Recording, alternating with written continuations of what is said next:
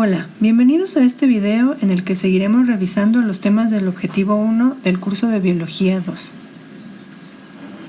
En el video anterior ya explicamos varios conceptos utilizados en la ecología y la estructura del ecosistema.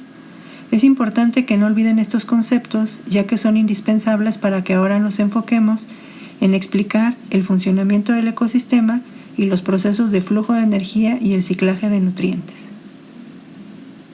Para empezar, recordemos que el ecosistema está constituido por una parte no viva llamada biotopo y una parte viva llamada biocenosis. Estos dos componentes están estrechamente relacionados e interactúan de manera constante. Cuando se dan estas interacciones, hay un movimiento de materia y energía entre estos dos factores. Pero estos dos componentes no se mueven de la misma manera en el ecosistema. La energía se mueve en una sola dirección y la materia se mueve de manera cíclica.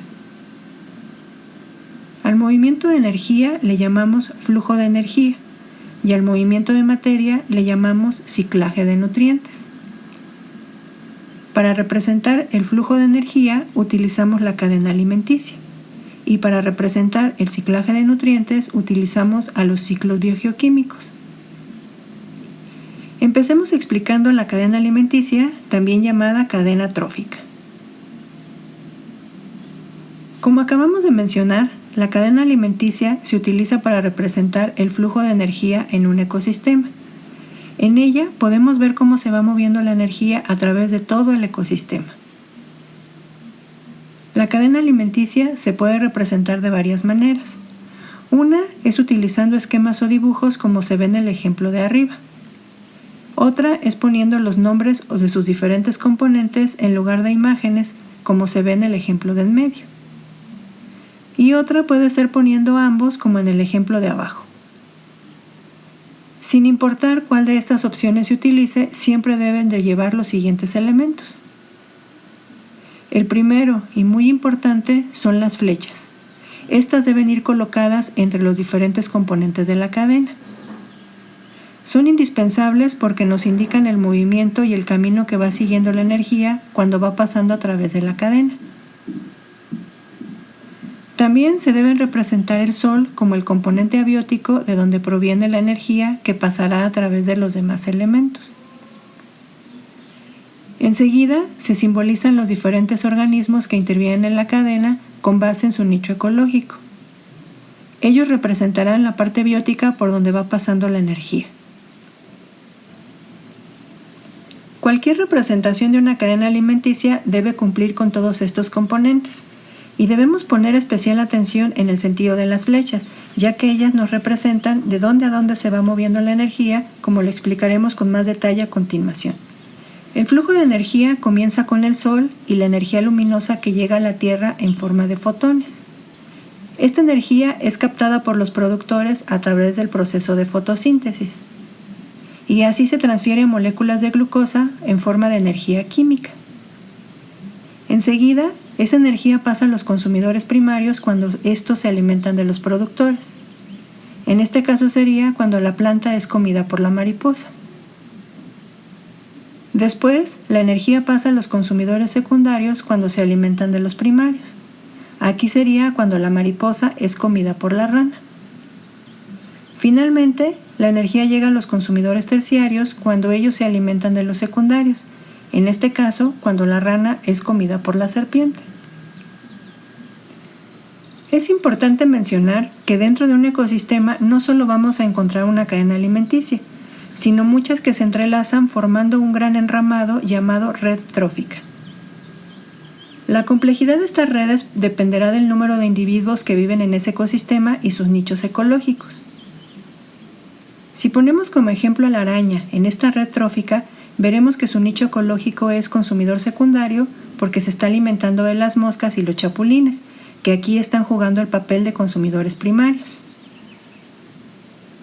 Si ahora nos enfocamos en la rata, vemos que su nicho ecológico es consumidor primario porque se alimenta del maíz. Y si ahora nos enfocamos en la serpiente, vemos que su nicho ecológico es consumidor secundario cuando ella se está alimentando de las ratas, pero también puede ser un consumidor terciario cuando se alimenta de las ranas. Antes de finalizar con las cadenas alimenticias, es indispensable explicar la ley del diezmo ecológico. Esta ley establece que solo el 10% de la energía que es captada por un nivel podrá pasar al siguiente, mientras que el 90% restante que se queda dentro de cada nivel se utiliza para realizar sus funciones vitales o para ser liberada al ambiente en forma de calor. Resumiendo esta información, vemos que el flujo de energía se representa con la cadena alimenticia, donde se va describiendo cómo se mueve la energía a través del ecosistema. Este movimiento se da de manera unidireccional, ya que toda la energía del ecosistema proviene del Sol y va pasando a través de los diferentes niveles tróficos, pero nunca regresa al lugar de origen.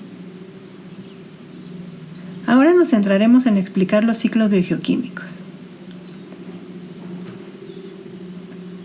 Como ya lo mencionamos, los ciclos biogeoquímicos son utilizados para representar el ciclaje de nutrientes en un ecosistema, y en ellos se va describiendo cómo se va moviendo la materia a través del mismo. Veamos primero qué significa este término. El prefijo bio, que significa vida, se refiere al paso por los componentes vivos. El prefijo geo, que significa tierra, se refiere a que pasa por la tierra, es decir, por los componentes no vivos. Y el término químico se refiere a los átomos que se están moviendo a través del ecosistema. Esto quiere decir que los ciclos biogeoquímicos nos describen el movimiento de los átomos a través de la parte viva y la no viva del ecosistema. Estos ciclos se enfocan en los átomos que constituyen a los seres vivos, es decir, los bioelementos: carbono, hidrógeno, oxígeno, nitrógeno, fósforo y azufre. De estos bioelementos solo nos referiremos a los ciclos del carbono, nitrógeno, fósforo y azufre, ya que el hidrógeno y el oxígeno van inmersos en los ciclos de estos 4 elementos. Los ciclos biogeoquímicos se clasifican en 2 grandes grupos: los ciclos sedimentarios, que son el del fósforo y el azufre, y se caracterizan porque inician y terminan en el suelo; y los ciclos atmosféricos, que son el del nitrógeno y el carbono, y se caracterizan porque empiezan y terminan en el aire. Empecemos por los ciclos sedimentarios. Aquí se representa el ciclo del fósforo, y como se trata de un ciclo sedimentario, debemos comenzar en el suelo.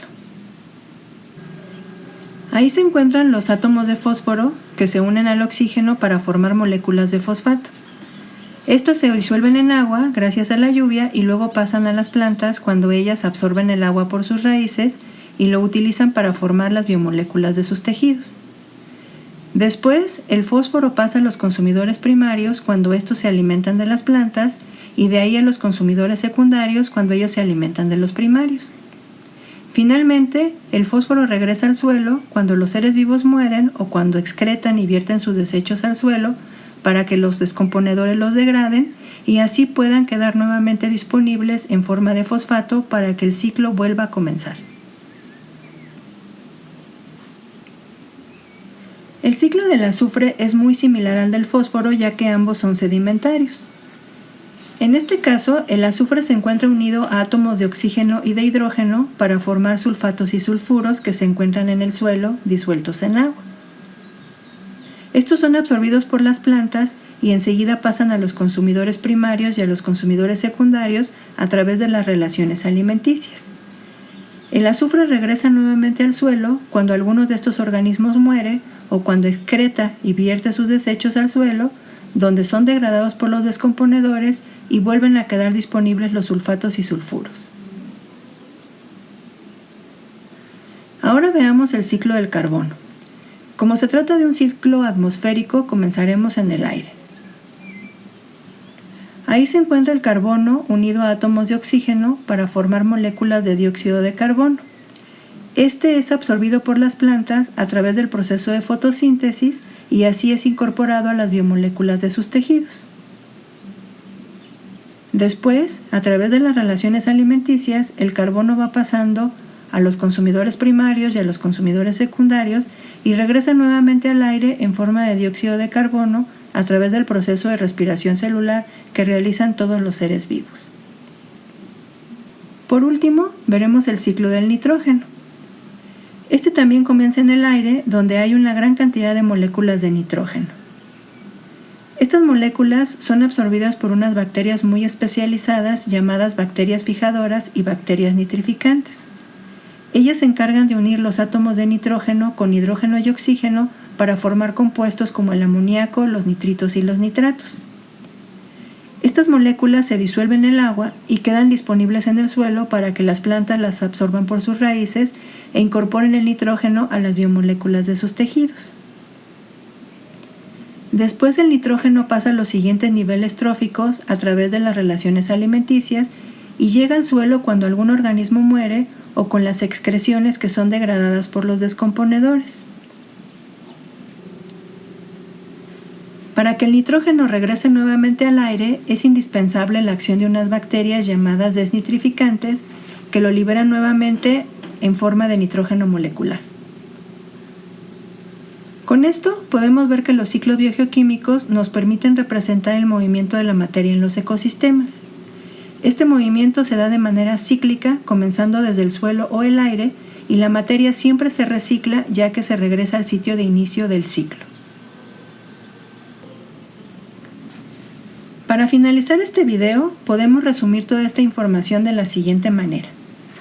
En todos los ecosistemas hay un flujo de energía que se da de manera unidireccional y se representa con la cadena alimenticia. También se da un ciclaje de nutrientes gracias al movimiento constante de materia que se representa con los ciclos biogeoquímicos. No debemos olvidar que este movimiento de energía y de materia es posible gracias a la continua interacción entre los componentes bióticos y abióticos del ecosistema. Ya en el próximo video explicaremos los tipos de relaciones ecológicas para concluir con los temas de ecología. Hasta luego.